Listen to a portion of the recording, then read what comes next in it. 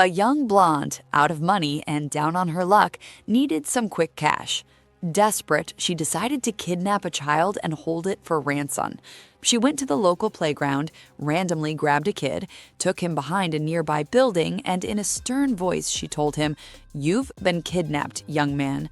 Once the kid understood what was happening and was sitting quietly, she wrote a ransom note that said, "I've kidnapped your kid. Tomorrow morning at 7 a.m., put $10,000 in a brown paper bag and leave it under the pine tree next to the slides on the south side of the playground." She signed it, Blondie. She pinned the note to the kid's striped t-shirt and then sent him home to show his parents. The next morning, the blonde went to the playground, looked under the pine tree, and there it was, the brown paper bag. She looked in the bag and the $10,000 she demanded was there, along with a note that said, "How could you do this to a fellow blonde?" Paddy Englishman, Paddy Irishman, and Paddy Scotsman were at the playground when a leprechaun appeared. "Lads," says the leprechaun, pointing to his right, "this is a wishing slide. When you slide down it, just make a wish, and whatever it is you wish for, you land in it." "Okay, I'll give it a go," says Paddy Englishman. He begins to climb the ladder. "Nice and loud now," reminds the leprechaun. "Gold!" shouts Paddy Englishman as he begins to slide down, and sure enough, he lands in a pile of gold coins. "I'm next," says Paddy, the Scottishman, running up the ladder. "Money!" he shouts, and just like before, he lands in a big pile of cash. "Now it's my turn," says Paddy Irishman, who, in all his excitement, forgot he was supposed to wish for something. "Whee!" he says all the way down, so he lands in it. A blind pilot walks into a plane waving his walking stick. The passengers all look at each other in disbelief. The flight attendant gets on the PA and says, "Ladies and gentlemen, as you can see, the captain is legally blind, but rest assured he is one of the best pilots in the world with over 6,000 successful flights." Next, the co-pilot makes his way to the plane, and he is also blind and uses his walking stick to make it to the cabin. The flight attendant gets on the PA and says, "Ladies and gentlemen, as you can see, the co-pilot is also blind, but rest assured, he is the second best pilot in the world with over 5,000 successful flights." At this point, the plane begins to take off from the runway. As it gains speed, the passengers grow tenser. The plane keeps accelerating more and more, and as it approaches the end of the runway, it still hasn't left the ground. The plane is approaching the end of the runway at high speed, and the passengers scream, "Oh my God, we're all going to die!" Suddenly, the plane takes off and begins its ascent. The pilot turns to the co-pilot and says, "The day they stop screaming, we're screwed." As the crowded airliner is about to take off, the peace is shattered by a 5-year-old boy who picks that moment to throw a wild temper tantrum. No matter what his frustrated, embarrassed mother does to try to calm him down, the boy continues to scream furiously and kick the seats around him. Suddenly, from the rear of the plane, an elderly man in the uniform of an Air Force general is seen slowly walking forward up the aisle.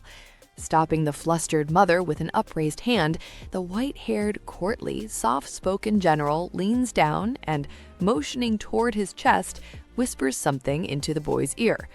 Instantly, the boy calms down, gently takes his mother's hand, and quietly fastens his seatbelt.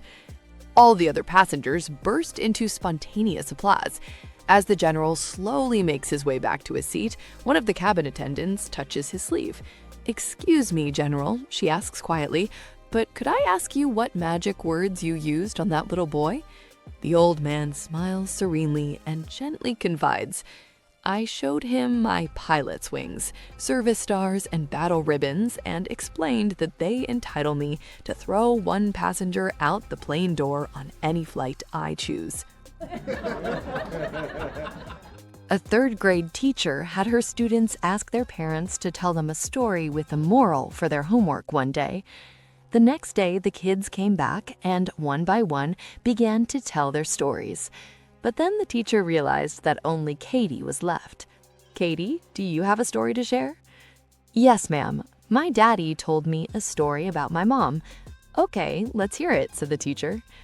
My mom was a Marine pilot in Iraq, and her plane got hit. She had to bail out over enemy territory, and all she had was a flask of whiskey, a pistol, and a survival knife. She drank the whiskey on the way down so the bottle wouldn't break, and then her parachute landed her right in the middle of 20 enemy fighters. She shot 15 of them with the pistol until she ran out of bullets, killed 4 more with the knife until the blade broke, and then she killed the last one with her bare hands. Oh my, said the horrified teacher. What did your daddy tell you was the moral to this story? Stay away from mommy when she's drunk.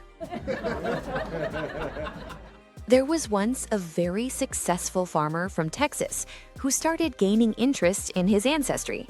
After doing some digging, he traced his lineage back to a small town in Ireland, and lo and behold, they were a family of farmers. So he packed his bags and took a trip to Ireland to visit the small town to see if he could track down some of his kin.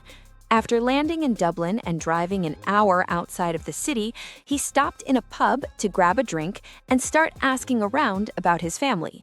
The Texan sat down, ordered a pint, and started talking to the Irishman sitting at the bar. After explaining his story and the purpose of the trip, the Irishman responded, "You don't say. I've never heard of your family, but I'm a farmer as well. Tell me, what's it like farming in Texas?" "Gladly," the Texan said. "Farming in Texas has been quite lucrative for me. If you started out in the morning and drove west, you could drive all day before you reached the end of my property. And if you started the next day and drove east all day, you wouldn't reach the end of my farmland." "Ah, I know what you mean," said the Irishman. "I've got a tractor like that as well." So old Jed is screwing his goat when a neighbor witnesses this unspeakable act of bestiality. The neighbor calls the cops and Jed is arrested. Jed goes to a lawyer, explains the case, and a lawyer says, "I can defend you for $5,000. "What's the point?" says Jed. "My neighbor witnessed the whole thing. Why should I waste $5,000? They're gonna find me guilty for sure." "Don't you worry none," says the lawyer. "The key to any trial is the jury. And believe me, I know how to pick a jury." So Jed reluctantly agrees. The day of the trial, the neighbor gets up on the witness stand. The prosecutor says, "Tell the jury what you saw." So the neighbor says, "I was walking along my property when I saw old Jed over there approach one of his goats, drop his drawers, and mount that poor animal from behind. After being about 2 minutes, old Jed appeared to be finished." "What happened then?" asks the prosecutor. "Well," says the neighbor, "then that goat turned around and licked Jed's pecker." A gasp went up in the courtroom, and old Jed had all but given up hope when a juror in overalls leaned over toward the fellow next to him and whispered, "You know, a good goat will do that." Mother Superior wakes up and gets out of bed one morning in the convent. She begins her usual walk down a long hallway with rooms for the other nuns lining either side. Immediately, one of the nuns looks at Mother Superior and says, "It looks like someone got up on the wrong side of the bed this morning." Mother Superior is a little taken aback by this comment, but shrugs it off and continues. Remarkably, as she passes the very next room, another nun says, "Looks like someone got up on the wrong side of the bed this morning." And on down the hallway this continues until she finally reaches her destination, meeting with one of the priests coming to visit for the day. The priest begins to open his mouth to greet her when she stops him, and quite exasperatedly she exclaims, "Don't you dare say it looks like someone got up on the wrong side of the bed this morning." The priest says, "I wasn't going to say that. I was just going to ask why you're wearing the bishop's slippers." An engineering student found a frog on his way to class.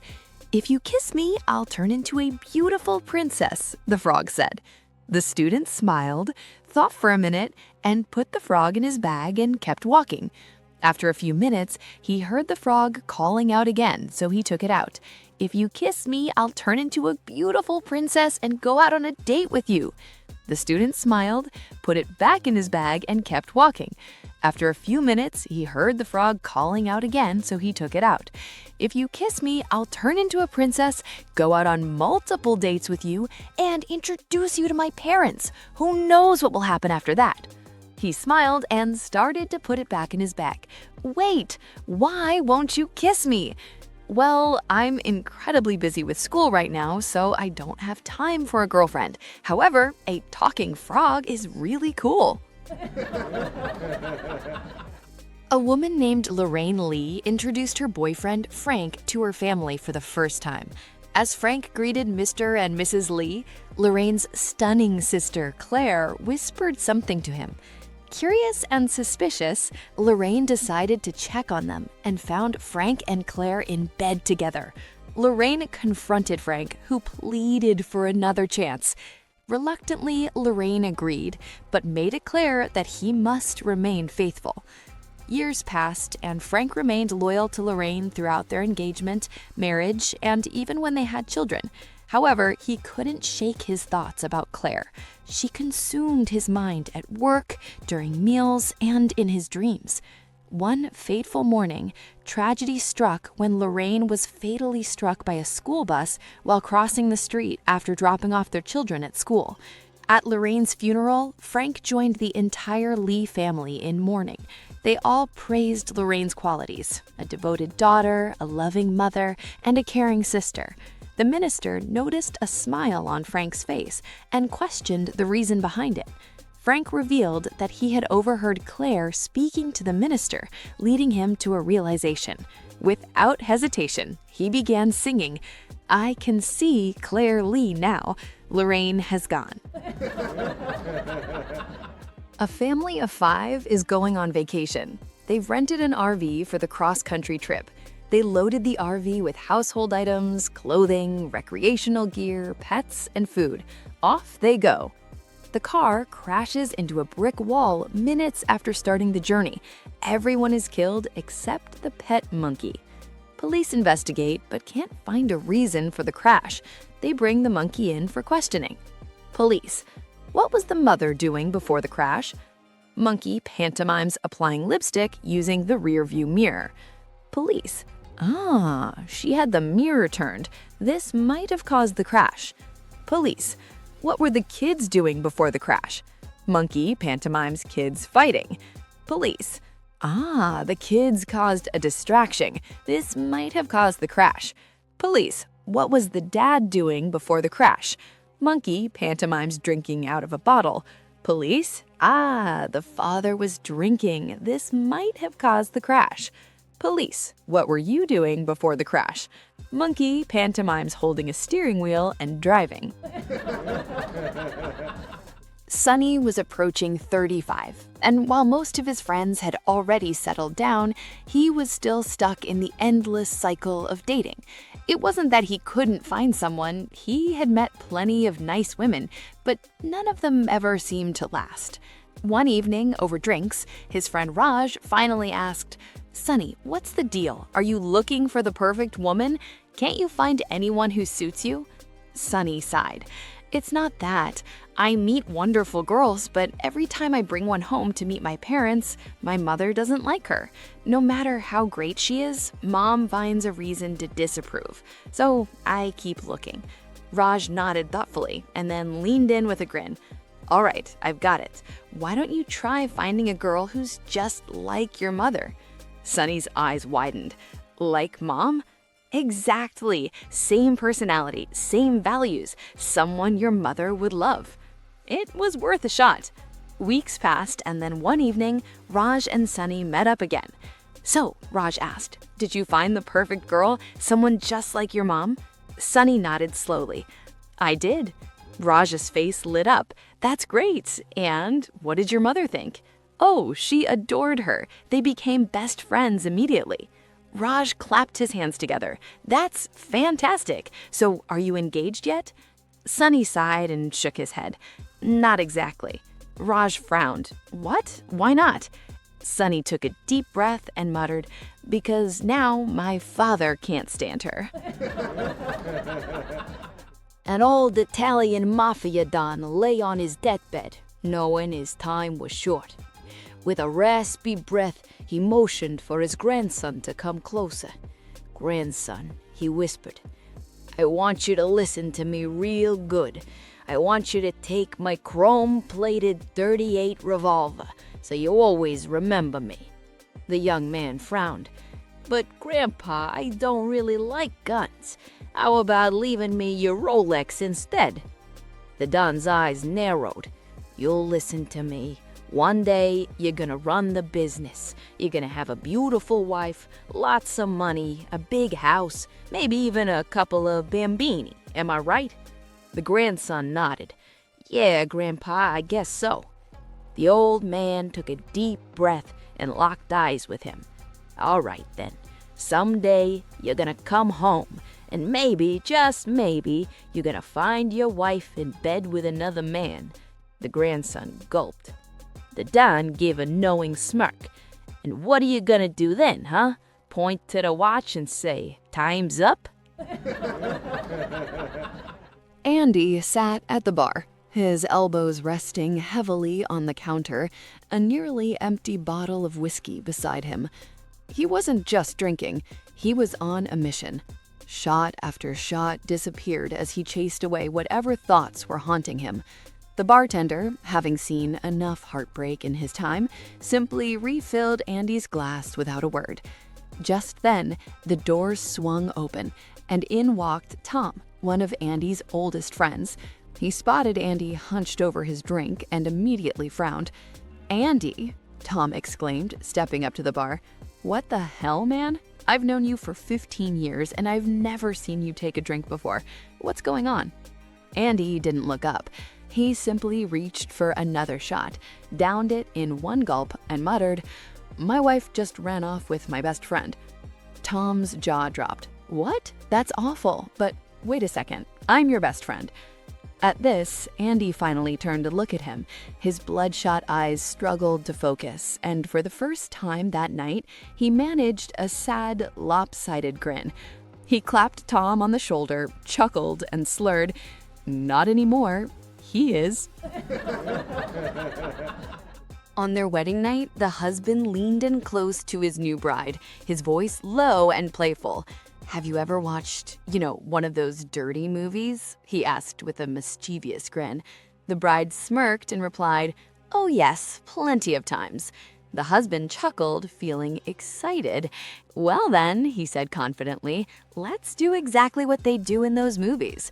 Without missing a beat, the bride raised an eyebrow and asked, "All right, but tell me, are you calling the other two guys, or should I?" John sat across from his fiancée, Lisa, shifting uncomfortably in his chair. His palms were sweaty and his heart pounded. He had rehearsed this conversation a dozen times, but now, face to face with her, it felt impossible. Finally, he took a deep breath and blurted it out. "Lisa, I have to break off our engagement." Lisa's face paled. "What?" she whispered. I'm marrying someone else." Tears welled up in her eyes. "But why?" she choked. "Can she cook like I can?" John sighed. "Not on her best day." Lisa wiped her tears and sniffled. "Can she buy you expensive gifts like I do?" "No," John admitted. "She's broke." Lisa frowned. "Is it the sex?" she asked hesitantly. John shook his head. "Nobody does it like you, babe." Lisa clenched her fists. "Then what can she do that I can't?" John sighed, looked away, and mumbled, "Sue me for child support." Upon arriving home, a husband was met at the door by his sobbing wife. Tearfully, she explained, "It's the pharmacist. He insulted me terribly this morning on the phone." Immediately, the husband drove downtown to confront the pharmacist and demand an apology. Before he could say more than a few words, the druggist told him, "Now, just a minute. Please listen to my side of it. This morning, the alarm failed to go off, so I was late getting up. I went without breakfast and hurried out to the car just to realize that I'd locked the house with both house and car keys inside. I had to break a window to get my keys. Then, driving a little too fast, I got a speeding ticket. Later, about 3 blocks from the store, I had a flat tire. When I got to the store, there was a bunch of people waiting for me to open up. I opened and started waiting on these people, and all the time the darn phone was ringing off the hook. He continued, then I had to break a roll of nickels against the cash register drawer to make change, and they spilled all over the floor. I got down on my hands and knees to pick up the nickels. The phone was still ringing. When I came up, I cracked my head on the open cash drawer, which made me stagger back against a showcase with a bunch of perfume bottles on it. All of them hit the floor and broke. Meanwhile, the phone is still ringing with no let-up, and I finally get to answer it. It was your wife. She wanted to know how to use a rectal thermometer.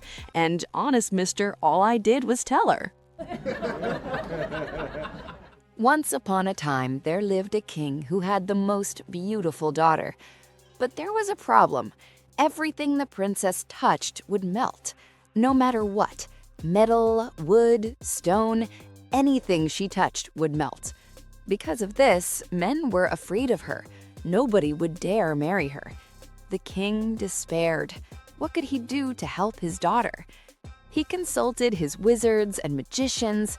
One wizard told the king, if your daughter touches one thing that does not melt in her hands, she will be cured. The king was overjoyed and came up with a plan. The next day, he held a competition. Any man that could bring his daughter an object that would not melt would marry her and inherit the king's wealth. 3 young princes took up the challenge. The first brought a sword of the finest steel, but alas, when the princess touched it, it melted. The prince went away sadly. The second prince brought diamonds. He thought diamonds were the hardest substance in the world and would not melt. But alas, once the princess touched them, they melted. He too was sent away disappointed. The third prince approached. He told the princess, put your hand in my pocket and feel what is in there. The princess did as she was told, though she turned red. She felt something very hard. She held it in her hand, and it did not melt. The king was overjoyed. Everybody in the kingdom was overjoyed. And the prince married the princess, and they both lived happily ever after. Question: what was in the prince's pants? M&Ms, of course. They melt in your mouth, not in your hand. A woman seated while flying in economy and holding her baby in her arms was startled when the man sitting behind her bent forward to say, "Ma'am, that is one ugly baby you have there." The woman, wide-eyed and open-mouthed, was so shocked she could barely retort, "Well, I never." The man continued, "I'm just being honest with you, ma'am. I mean, I've seen some ugly babies in my time, but yours is a real showstopper." Quite overwhelmed, the woman called a flight attendant over. "The man behind me just hurled the most hideous insult at me, and I demand to be moved to a different seat," she said. The attendant gave her a consoling look of sympathy. "I'm so sorry, but as you know, our flight is fully booked, and until we find someone willing to switch seats, I'm afraid I won't be able to reseat you. We do apologize, however, and if you like, in the meantime, we'd be happy to offer you anything from our in-flight menu free of charge," she said. "And if you like, I'll also bring a banana for your comfort monkey." He performed at county fairs and would go from town to town in his old van. One day, while in the middle of nowhere, his car broke down miles away from the nearest town. He started walking to the town to see if he could get help with his car. Along the road came a farmer riding a buggy pulled by a horse. As he got close enough, the farmer said, "Hey there, where are you going?" "I'm going to the town. My car broke down and I'm trying to get some help fixing it," says the ventriloquist. "I saw the car and figured its owner would be around here somewhere," says the farmer. "Get on. I'll take you to my home, as it's getting late and we're still miles away from the town. I'll take you there tomorrow." The ventriloquist gets on and they go on their way. As they ride, they start having a conversation. "I'm just a farmer. I live out here with my animals, my horse, pigs, chickens, and goat. What do you do?" asks the farmer. "I'm a veterinarian," says the ventriloquist. "I have a special gift. I can talk to animals, and that helps me understand what's wrong with them." The farmer is in disbelief. "There's no way you can talk to animals. Can you talk to my horse? What does he have to say about me?" The ventriloquist says, "Sure enough. Talk to me, horse. Let your owner hear what you have to say. What do you think about him?" The ventriloquist, using his ventriloquism, makes the horse talk. "He's a good owner. Nay, he feeds me and treats me well. Brr." The farmer is incredulous. He cannot believe what he just heard. They get to his house and immediately goes and grabs a pig. "What does this pig have to say?" asks the farmer. "My master is a good master. Oink. He makes sure my mud is always fresh. Oink." The farmer is in shock. As he takes the pig away, he turns around and looks at the ventriloquist and says, "Feel free to make yourself at home and talk to the animals all you want, except for the goat. She's a liar. Don't believe a thing she says." A man was being tailgated by a stressed-out woman on a busy boulevard. Suddenly, the light turned yellow just in front of him. He did the right thing, stopping at the crosswalk, even though he could have beaten the red light by accelerating through the intersection.